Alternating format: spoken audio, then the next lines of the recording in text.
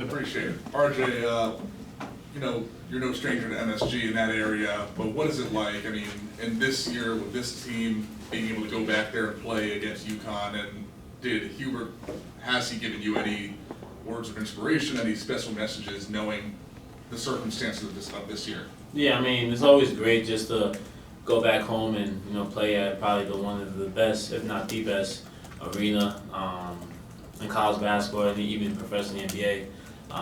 Especially when we play at the Garden, UNC fans always show out. I remember last year when we played against Ohio State, all I seen was a bunch of Tar Heel blue, and it's a lot of high energy there. And just going back there and have my family and friends come and show out and support, it means a lot to me. And it's a different type of energy that playing there and kind of just favors me a little bit. But also, Coach Davis has also emphasized how much he loves playing at the Garden and his time with the Knicks and just being able to coach there. So he's definitely fired up, and we know what's at stake coming up into tomorrow's game. But we just gotta remain in the present moment. But definitely super excited to play there again. Quick follow-up. Hubert just told us about, after the great question by Adam, about it was, thank you. About his time playing for the Knicks and how Hubert joked that he was afraid that those guys on the Knicks were going to break him in half because they were so physical.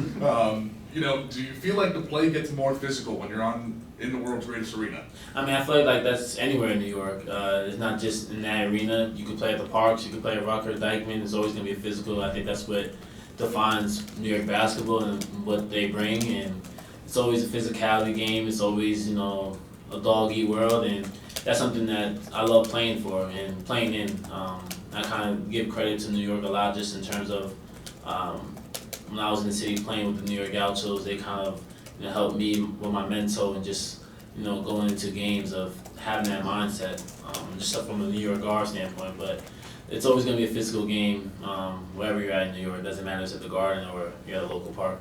RJ, do you serve as the team tour guide when you guys make the trips back up to New York? Say again? Do you serve as the team tour guide when you go back to New York? I'll probably have to get up to Cormac because he actually lives in the city. So he's definitely gonna have to give the guys out. But for me, it's just more so I just love going out there. And one time I went out there to shop.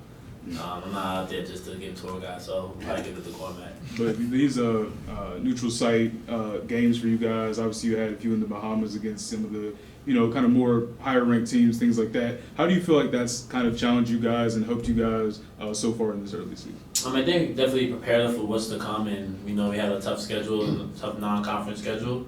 But I think we're ready for it. I think facing those high caliber teams in the Bahamas and Tennessee, and I think it's prepared us with the talent that's going to happen within the next couple of upcoming weeks. And there's been some back and forth games, some games you should have won, but I think it's definitely mentally and physically prepared us for the type of basketball we're going to be playing in the next couple of days. So I think we're ready for it. Have you ever pulled up any old clips of Coach playing with the Knicks in the NBA, but specifically with the Knicks and with the bruisers that you were talking about earlier? I remember last year he had showed us a clip, right before we played Ohio State, just of how his team played with the New York Knicks and the different fights and brawls they would get in. And he's just showing us how physical they were and what type of mentality they had. So we saw highlights of that right before the Ohio State game last year. I know that you guys talk about how intense he is, but at the time, Adam said earlier, he kind of had this choir boy image about him going and playing with those guys. Is it kind of hard for you to maybe picture him being sort of an outsider, going in to play with some of the toughest dudes that have ever played in the league? And do you see maybe some of that old Hubert, whatever he learned there, kind of come out now? I mean, it's definitely something getting used to. I think I'm used to it at this point, just to see how quick he's able to, turn the switch on and off. He's definitely a great human being, a great guy, has a nice personality, but he also is very intense and, has the passion for the game that, goes beyond measures. And I think that's what kind of benefits us and it gets us going, just to see how much he cares and how, ready and hungry he is to, win games and play these games. So it definitely gets us going. And I think from the outside looking in for the newcomers, they were probably caught by surprise because they've never seen that side of him. They always seen him, just being, the great guy he is, the coach he is, nice with joy, filled with joy, but then he also has a switch that it kind of just makes us, get caught off guard a little bit with his intensity and his, I tell him he spazzes. I joke with him a lot about that, but it's been great though, because it definitely helps myself, because I know where he's coming from. It's all come from a place of heart. RJ, you go next year. We were talking to Armando after the game the other day, and he said that he told you earlier this year, this is your team. Mm-hmm. And I think his quote was, we're all just going to fall in line behind you. Do you remember that conversation? And did he come up to you and lay that on you? I mean, me and Mondo, we spoke about it going to his senior year, and then, briefly this past summer. And I think he's right, and we had a lot of conversations about it. We knew it was coming. We knew we had a lot of newcomers coming in, and we were kind of like the OGs and the veterans that had the experience. We experienced going to the national championship, but we also experienced not a great season last year. So, credit to him, and I appreciate him for saying that. But I'm humble, and I think it's a team sport. I don't think this is just me. I think my teammates, from myself to Harrison to Cormac to Elliott, all the way down the line, we all help each other, and not just it might not always just be me to have a great game and to be that scorer. It's always gonna be someone else. But I think in terms of Mondo saying it's my team, just being more vocal Right. as a leader and as a point guard of this team, that's what I've been doing the most, and kind of just rallying guys along. Where were y'all when he told you that? Were you here? Were you at the beach? I think we were. I think we were here. It might have been in the practice gym, because that's where most of our time was spent. In the summer, we've had a couple workouts together just to build that two-man chemistry. Yeah. And so it definitely took place in the summer in the practice gym.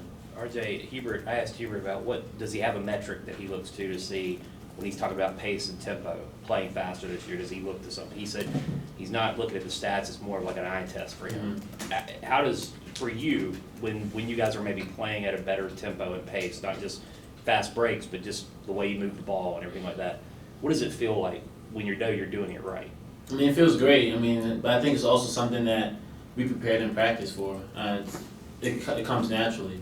We do it in practice. We push the ball in practice. We find an open man, and I think it's been beneficial for us so far. Where we're able to, we know our tempo, we know the pace where we need to be at, and we can see the benefits from it. And it feels great just to know that I'm not the only one going to be the main scorer, or it's always good the great mentality for this team. I think that's what speaks for the unselfishness, and we're always looking for each other. We're always happy for each other's success, and the pace so far has been great. The ball movements have been great. We've been from one side of the court to the other, and hopefully we can continue to keep it up and keep it moving. Go ahead. When you watch film of Tristan Newton, what pops about him? He can do so many things, but what are some of the things that are absolutely his go-to that you guys need to be aware of? He's kind of like the head of the snake for them. He's a do-it-all type of player, point guard. He can rebound the ball extremely well as a point guard, and he kind of runs the team well for them. So I think we just got to key in on him and know his strengths and weaknesses, but also give him credit for who he is and who the team is. But I think that's some of the things that he does well as far as an all-around point guard. You guys have played a couple of edgy teams already this year. How much does having played them help you go into tomorrow night, because they play with an edge as well? Yeah, I think they play with an edge, but I think we do as well. And I think we kind of made that statement in Tennessee, and just kind of build off of that. And we know what type of energy they're going to bring. It's going to be at the Garden, and we know what type of coaches and players they're going to come with, and we have to just be ready and prepared for that as well. But same ways they come with the edge, we do as well. There's two Gauchos mentions for you the last couple of days, which I enjoy. What did playing with them growing up teach you? And also, do you think now, where it just seems like you are in attack mode lately, are you getting back to the White Plains days a little bit, just in terms of what you did then with just getting buckets? First and foremost, the Gauchos, they gave you the mindset to not back down from anyone and always, go at whomever. It doesn't matter the size, of the team, or it's all about the heart. And I give credit to like Tommy Swin, who was my AU coach, and he really told me that at a young age, and that kind of stuck with me throughout my whole career playing basketball so far. Just to always have that mindset of like go at people, be the aggressor, and not back down. It could be someone highly ranked, it could be someone who's 6'7", but heart's always gonna win. And in terms of me getting into that mode, if the White Plains mode, as you said, I think I just had a really long talk with myself this past summer, and just from a mental standpoint, just to go into my senior year with filled with joy and no regrets. I want to have a special year and not look back on this as I wish I could have done this a little bit better, or why didn't I take that risk? Kind of just stepping out to my comfort zone a little bit, taking more risk, and just believing in myself more. I think that's what I've really rallied in with myself, and understanding my true potential. And I think that's why I'm in that mode right now. Just to follow up on that, did you always play with them, or did you play with other teams growing up? So I played with the Gauchos from second grade all the way up to 8th, and then once I hit high school, that's when I went on the circuit. Yeah. Yeah. Very cool. RJ, Couple more. can you, those of us who think that you could be or should be considered one of the best players in the country, or the best player in the country, I know you have the confidence that, do you think small guys like, relatively small guys like you, do you think that hurts them to get that kind of recognition? I mean, yeah, but I think, for us being smaller, that's already a downfall as people may see us, because we're not 6'5" or freakishly athletic. But I think, my motto is be so good that they can't ignore you. It doesn't matter how small you are, how tall you are. Go out there and produce, and, trusting yourself and trusting the work that you've put in, and behind closed doors that people may not have seen. And for my size, I know I was always going to be small, and I wasn't going to be like the biggest guy, but I do have the biggest heart and the biggest, confidence in myself that I'm going to go out there and produce at all times, no matter who the person may be. Seth kind of talked about the mentality that you guys have to take defensively, starting you and Elliott, some of the smaller guards. When you're facing a team like Yukon that's going to start a couple guards who are 6'4", 6'5", 6'6" even, I mean, how important is that mentality going into the game, and what does that kind of look like out on the court? I mean, I think we kind of had a true test of that when we played against FSU, when everyone was 6'7" and up. But our mindset and mentality is always going to remain the same. And I know me and Ellie are kind of on the smaller side in terms of height, but we've done a great job so far of maintaining our mans, being in the gaps, being in the right positions to help our teams when needed. And I think we're such a dynamic team that we're able to throw out different defenses, and we could get. Our smaller guards could guard the bigs, and vice versa, the bigs could guard the guards. So I think I think the coaches do a great job of putting us in the right positions to be in these moments that we're going to be facing tomorrow night. And I think we're more than prepared of what's to come and what's coming. So right now, just gotta trust your work and trust your practice. RJ, I wanted to ask you actually about Seth. Obviously, knowing about his defense last season, and he's showing it again this year, but he's also offensively been able to get some looks, things like that. Mm-hmm. What can you kind of say about his, progression as a player and just the impact that he's had so far this season? No, I'm super proud of Seth. I mean, his work ethic this past summer and this off season has been tremendous, and he's been doing a great job working on his shot, his confidence, his mental. He's been a huge impact for us, and that's something that we're going to need for him going forward. He's playing at a phenomenal level right now. His impact on the defensive end has been great. I always tell him you could be the best defender in the ACC, if not one of the best in the country. The way he's able to impact the ball and kind of speed guards up, but then also him staying aggressive on the offensive end, attacking the paint, shooting the open jump shots, getting to his mid range. So stuff like that he's been working on this whole off season. He's been doing a great job, and he's been consistent with it, and that's the main part.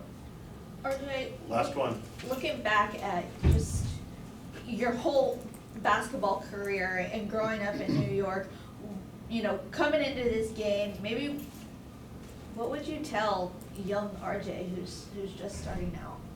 That's a good question. Just to remain where your feet are and understand the journey and not really get too caught up in what may be going on outside of it, what may be going right, what may be going wrong. Just to remain present and to continue to trust yourself and believe in yourself because you came a long way. So I'm pretty sure younger RJ looking now, the big RJ is kind of proud of where he is, and that's all he can ask for. Thanks, everybody. Big RJ. Thanks, RJ.